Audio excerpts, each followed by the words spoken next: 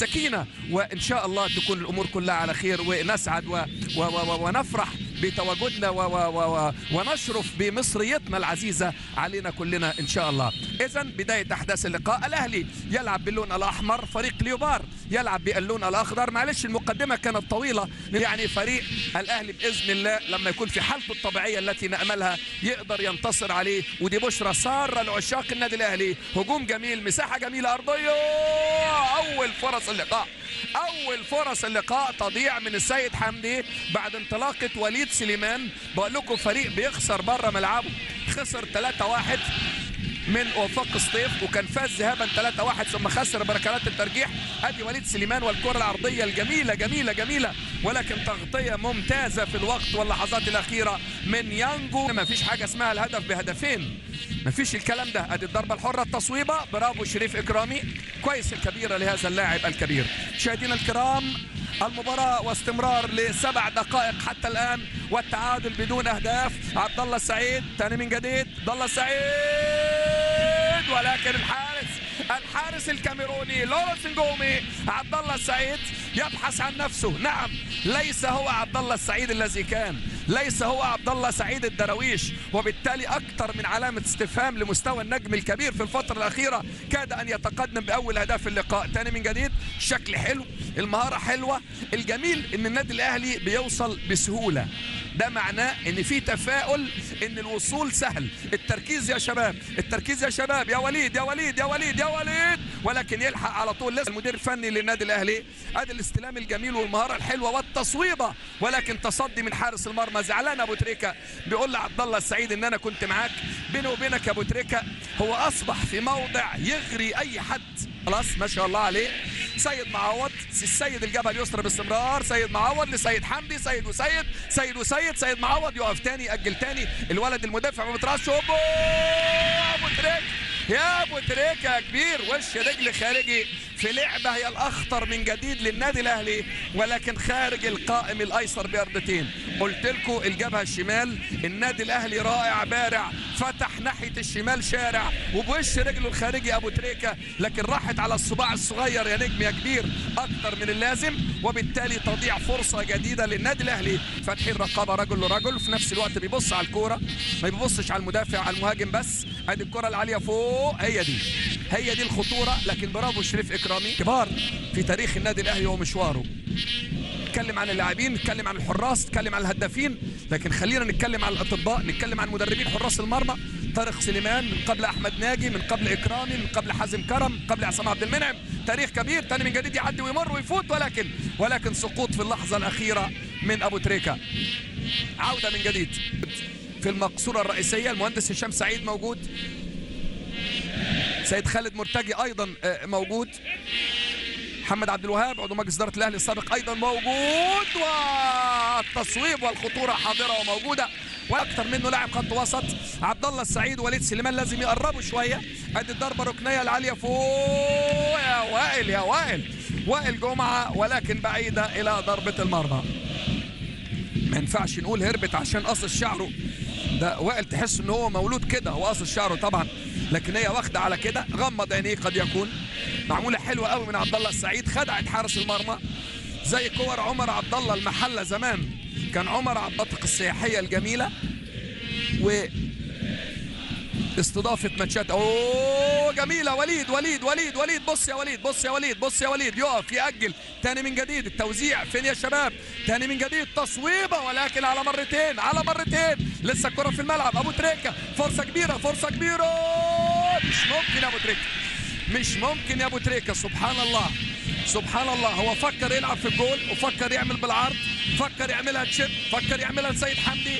ادي على طول اللعبه الاخيره اتعملت حلوه قوي. وليد سليمان بشماله، ابو تريكة خاف ويعملوا معاه ضربه جزاء، وقف واجل واستنى واتأنى، بيعملها تشيب فعلا، ولكن جت عاليه وبعيده الى ضربه المرمى. ثالث فرصه حقيقيه للنادي الاهلي للتسجيل.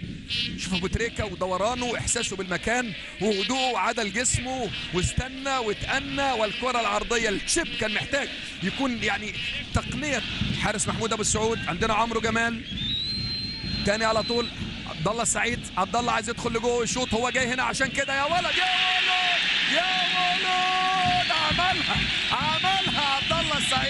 ويسجل اول اهداف اللقاء. الله عليك، الله عليك، تسلم رجليك يا حبيبي. رؤية محمد يوسف المدير الفني للنادي الاهلي رايح يهنيه ويشكره، نقله من الجبهه اليمين للشمال، ونقل وليد سليمان من الشمال لليمين عشان يلعب بالرجل الداخليه، دخل لجوه 3-4 خطوات وصوب صاروخ على طريقه عبد الله السعيد ليتقدم باول اهداف اللقاء بعد 37 دقيقه. الله على الانتشار الجميل، توزيع ممتاز، استلام عالي جدا جدا، حضر الخريطه بتاعته خلاص، خارطه الطريق، حضر خارطه الطريق، قرر، هو رسم السيناريو لنفسه، سيناريو وحوار وتصوير واخراج وتمثيل عبد الله السعيد. الله عليك، تسلم رجليك يا حبيبي. 1-0. التحامات هتزيد شويه. تاني العملاق دينيس رامي يغير اتجاه اللعب، جميله وخطره جدا جدا، جميله وخطره جدا، يقف يأجل، برافو سيد، خرج لبره، شوف السرعه، شوف القوه، وضربه جزاء، وضربه جزاء بقول لكم خطيره جدا جدا. سرعتهم زادت، قوتهم زادت، رغبتهم الهجوميه زادت، وانذار، بل فعلا انذار تاني للنادي الاهلي. ضربه جزاء وانذار. شوف لما السرعه زادت والعدد زاد بانت الخطوره. ضربه جزاء لفريق ليوبار، ضربه جزاء. حسام عاشور، اللعيب كان سريع قوي يا حسام، اللعيب كان سريع قوي، بص اللعيب رايح بسرعه قوي قوي قوي، فاللي زي دي ما تقعش على الارض معاه، كمل بجسمك معاه قدر الامكان لكن ما تقعش على الارض معاه. لعبات اللي زي دي خاصه زاويه الرؤيه للحكم ما بتكونش مضمونه قوي 100%، يعني هو شاف احتكاك وتلاحم لكن نسبه الثقه من الحكم في القرار اللي زي ده ما بتكونش 100%. لكن الحكم يقول لك ضربه الجزاء ما ينفعش فيها التوقع، عامله زي السرقه، لازم يضبط متلبس. السرقه يا جماعه ما فيهاش وجهه نظر، اللي بيسرق ما فيهاش وجهه نظر ان هو سرق، لا لازم يضبط متلبس. ضربه الجزاء ما فيهاش وجهات نظر، لازم يضبط متلبس، لكن الحكم شاف انه متلبس وانذار. وكلامه اللاعب الخطير هو اللي اقتحم منطقه الجزاء، النجم الكبير رقم 10، وضربه جزاء. وشريف اكرامي حارس مرمى النادي الاهلي وابن الحارس المصري والاهلاوي الكبير اكرامي، وجها لوجه، وجها لوجه مع اولريدج وضربه الجزاء. فرصه تعادل لفريق ليوبار، ام يكون لشريف اكرامي راي اخر. 1-0 للنادي الاهلي. وشريف يا عظيم، الله عليك يا ولد، الله عليك يا ولد، فرحت كل البلد. شريف اكرامي الله عليك، تسلم ايديك يا حبيبي، رد فعل عظيم. تاني من جديد، حركه من غير كره كويسه، بيلاقوا بعض كويس، كرتهم جميله جميله جميله، تصويبه، لكن برافو شريف اكرامي، برافو شريف اكرامي لغايه لما تيجي المسانده واصبح محطه ممتازه. تاني من جديد، احمد فتحي عدى ابو حميد، بيلعب بايديه ورجليه ما عندوش مشاكل، الناحيه العكسيه في مكان جميل ما فيش اوفسايد. وليد، يا سلام على الاستلام يا ولد، على الاستلام يا ولد، البعيده البعيده يا وليد، البعيده يا وليد. هي تطمع برضه، هي بعد 1-0 تطمع، خدع على صدره، قطع المسافه كويس، اوجد فرصه وزاويه تصويب، ولكن عايز الزاويه البعيده يا وليد. كان خد فتره مصاب لكن عاد الحمد لله. اللعيبه الخفيفه الرشيقه السريعه الموهوبه، من 4 سنين كانت حالته الحقيقه الفنيه والبدنيه السوبر، لكن الاصابات بقى والضغوط اللي على اللاعبين، حسابات غير، تلعب لبتروجيت طبعا غير لما تلعب للنادي الاهلي، تلعب لإنبي غير لما تلعب للنادي الاهلي. تاني على طول عاليه فوق، كل لعيب نازل شايل على كتفه 10 كيلو على الاقل بيلعب بيهم في النادي الاهلي.